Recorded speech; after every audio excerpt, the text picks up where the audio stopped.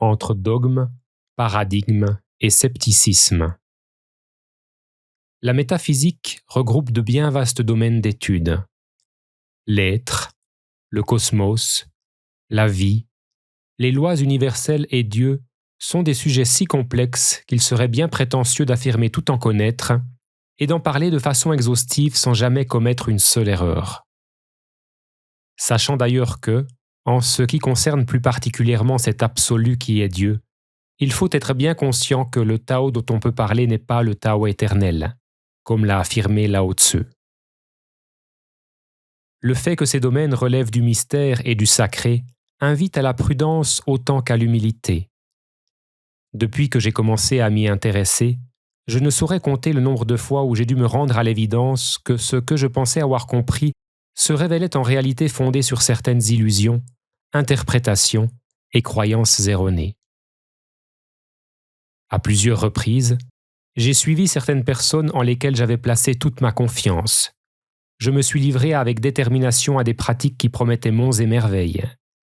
J'ai adhéré à des systèmes de croyances qui faisaient sens pour moi, pour finalement déchanter et remettre en question tout un édifice de croyances qui était devenu des certitudes. En faisant de nouvelles expériences, de nouvelles rencontres, et en comprenant les choses à partir d'un autre angle de vue, j'ai souvent dû admettre que ce que j'avais considéré comme vrai durant un certain temps ne l'était plus. Pour autant, bien que les désillusions aient parfois été très amères, aucune de mes erreurs n'aura été vaine, dans la mesure où chacune d'elles m'aura permis de comprendre l'importance fondamentale non seulement de l'humilité, mais aussi du scepticisme, de l'esprit critique et du discernement. Si, grâce au cours du vivant, vous avez accès à des connaissances et à des outils pratiques que j'estime valables, cela ne veut donc pas dire qu'ils représentent la sacro-sainte vérité pour autant.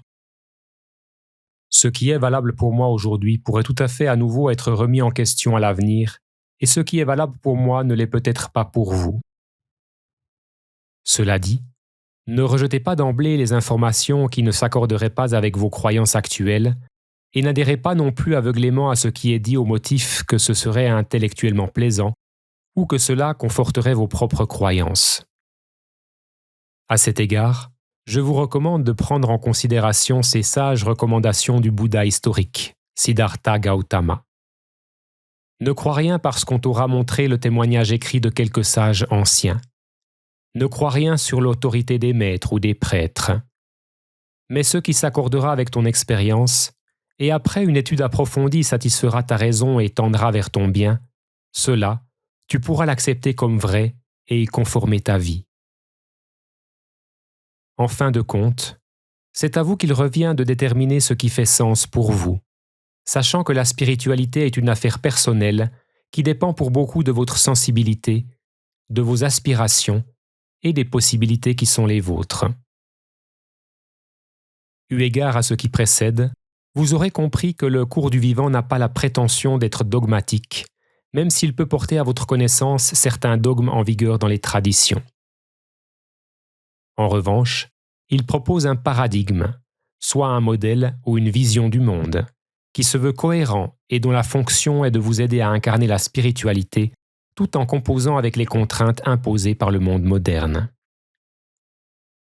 Si le paradigme anthropologique qui détermine le fonctionnement de notre civilisation actuelle ne prend en considération que la psyché et le corps, le cours du vivant, à l'instar de la plupart des grandes traditions religieuses, prend également en compte l'esprit pour définir la nature de l'être humain et déterminer son devenir.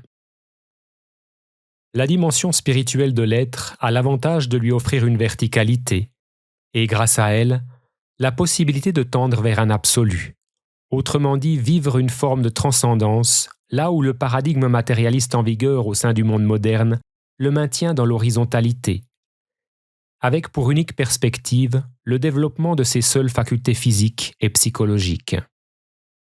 D'où le recours à la technologie et à l'idéologie transhumaniste pour dépasser les limites que lui impose ce paradigme-là.